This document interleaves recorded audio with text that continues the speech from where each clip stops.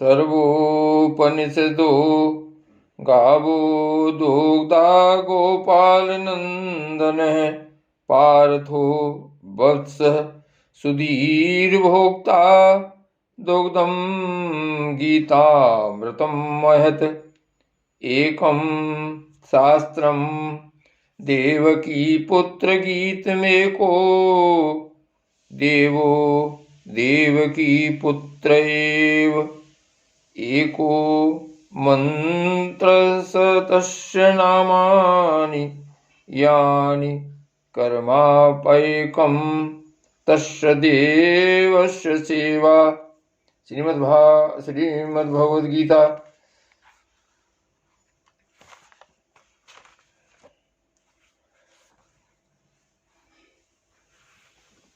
17वां अध्याय। अर्जुन बोले, हे कृष्ण, जो पुरुष शास्त्र विधि को त्याग कर श्रद्धा से युक्त हुए देवादि का पूजन करते हैं, उनकी स्थिति फिर कौन सी है? सात्विकी है अथवा राजसी किंवा तामसी?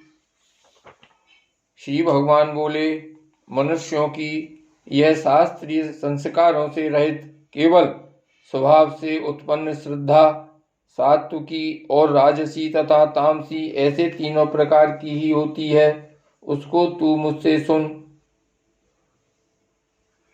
हे भारत, सभी मनुष्यों की श्रद्धा उनके अंतःकरण के अनुरूप होती है। यह पुरुष श्रद्धा में है, इसलिए जो पुरुष जैसी श्रद्धा वाला है वह स्वयं भी वही है।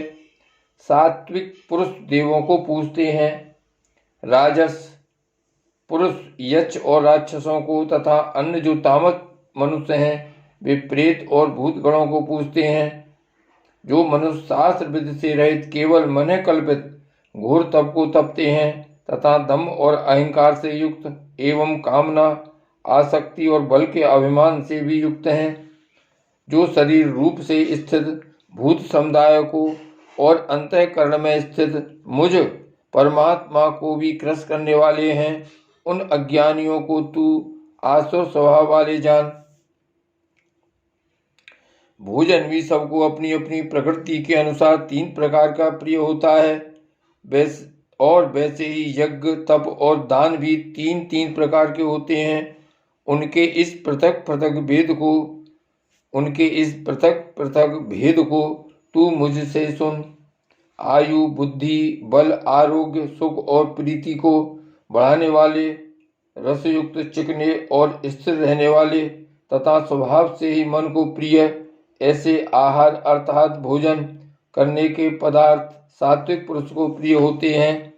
कड़वे खट्टे लवण युक्त बहुत गर्म तीखे रूखे दाहकारक और दुख चिंता तथा रोगों को उत्पन्न करने वाले आहार अर्थात भोजन करने के पदार्थ राजस पुरुष को प्रिय होते हैं।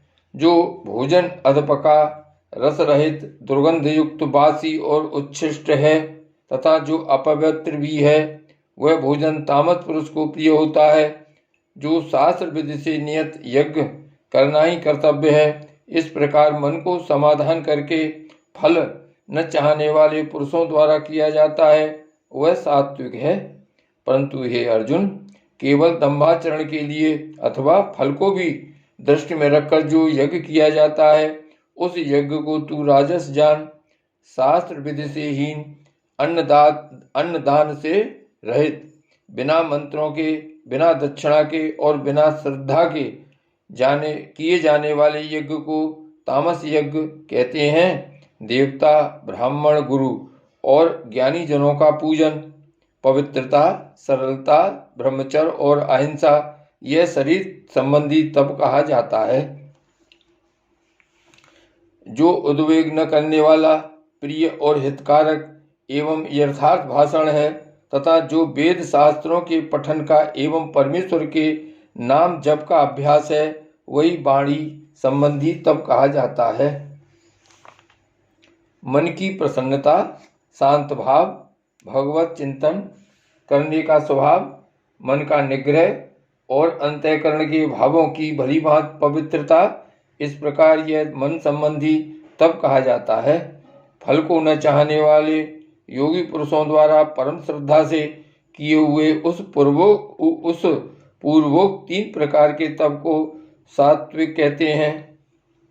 जो तप सत्कार, मान और पूजा के लिए तथा अन्य किसी स्वार्थ के लिए भी स्वभाव से या पाखंड से किया जाता है, वह अनिश्चित एवं क्षणिक फल वाला तप यहाँ राजस कहा गया है।